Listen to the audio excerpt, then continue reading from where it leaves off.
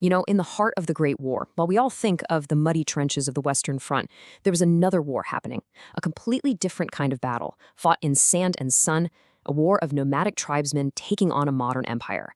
And right at the center of it all was this young English officer who would go on to write one of the most incredible, most personal, and yet most controversial war memoirs ever put to paper. This is that story. This is how the book, Seven Pillars of Wisdom, and the whole legend of Lawrence of Arabia were forged in the heat of the desert. But let's start exactly where the author himself wants us to start. Not with some boast of victory, not with a heroic charge, but with a confession of shame. This one line right here, this is the key that unlocks the entire story. See, this isn't going to be some simple tale of heroism, of a brave soldier fighting for a noble cause. No, this is a story about a deep, profound internal torment. It's about a man caught between his duty to his country and his loyalty to the people he had come to love, all while knowing that one of them was absolutely going to betray the other. Because here's the secret, the thing that was tearing him apart. T.E. Lawrence, this brilliant Oxford-educated archaeologist who got turned into an intelligence officer, he knew something. From the very beginning, he understood that the promises his own government was making to the Arabs, these grand promises of a huge independent Arab nation, finally free from Turkish rule, he knew they were, in his own devastating words, dead paper. He was actively encouraging men to fight and die for a dream that he knew for a fact his bosses back in London and Paris had absolutely no intention of ever letting happen. So if we really want to understand the strange and brilliant war he ended up waging across the sands of Arabia, we first have to get inside his head. We have to grapple with this deep, painful conflict that was raging within the man himself. And his book is the map to that internal battlefield. Okay, so it is absolutely crucial to understand what Seven Pillars of Wisdom is and what it isn't. This is not some dry, objective military history textbook. Not at all. Lawrence himself, right in the introduction, he's totally upfront about it. He calls it a personal narrative pieced out of memory, and he straight up admits it does not pretend to be impartial. You've got to see it as a work of literature just as much as a work of history. It's his attempt to make sense of it all, to explain a campaign that was just as much a psychological journey for him as it was a series of military battles. All right. Let's go back. Let's look at the actual strategic situation Lawrence was sent to check out in late 1916. Because when he shows up on the scene, the great Arab Revolt that he's supposed to be evaluating, well, it's on the absolute brink of total collapse. It's a dying thing. For the British High Command, the guys fighting this massive global war against Germany, this Arab Revolt was, honestly, a strategic sideshow.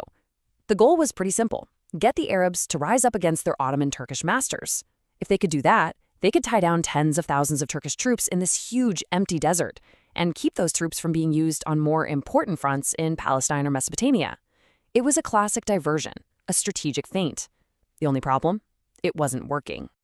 By the time Lawrence actually gets his boots on the sand, the revolt is a complete and utter mess. As he writes, there was no real strategy, no proper communication between the Arabs and the British.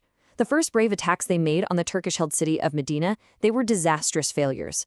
The Arabs, with their ancient rifles, just got torn apart by modern artillery. They were terribly supplied, getting just a tiny trickle of the guns and gold they desperately needed. Morale was in the gutter. The whole thing was just teetering on the edge of extinction.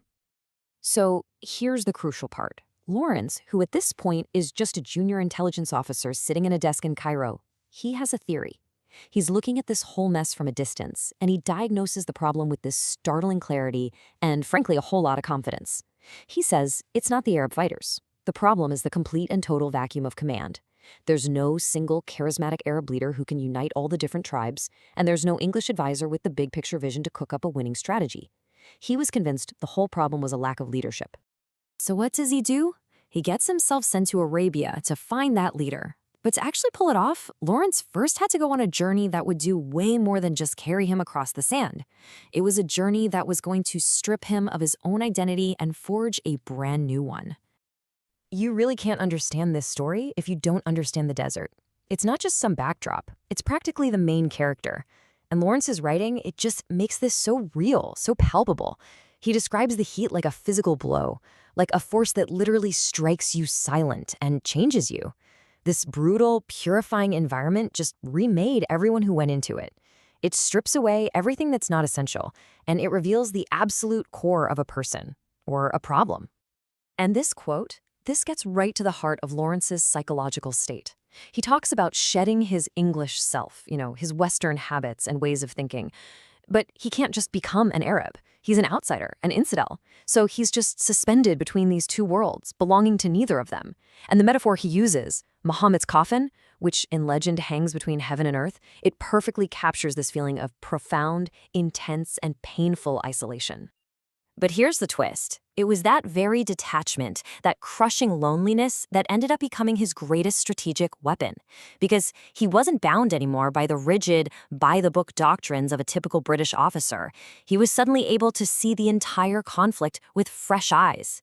His isolation basically forced him to think from scratch, to invent a whole new way of war that was perfectly tailored to this unique place and its unique people. So after this incredible journey through an unforgiving landscape, a journey that transforms him physically and mentally, Lawrence finally arrives at the camp of Emir Faisal. Faisal is one of the sons of Sheriff Hussein, the guy who's the official leader of the revolt. And this meeting is going to change absolutely everything. See, he had already met and dismissed Faisal's other brothers. He thought one, Abdullah, was too cool, too clever, too humorous to be a prophet. He thought another, Ali, was too clean. What Lawrence understood was that this revolt needed more than just a competent general. It needed an inspirational figure, a man who could become the living embodiment of the whole idea of Arab nationhood. Everything, the entire fate of the rebellion, was riding on his meeting with his third son. And there, in a garden, he finds him. His description is just electric. He says Faisal is tall, pillar-like, with a black beard and colorless face. There's this immense presence and stillness about him. In the middle of all the chaos and desperation of this failing rebellion, Faisal just projected this aura of calm authority. For Lawrence, it was like a lightning bolt, an instant recognition. This was the man. Their very first conversation is just a masterclass in political theater. It's a test.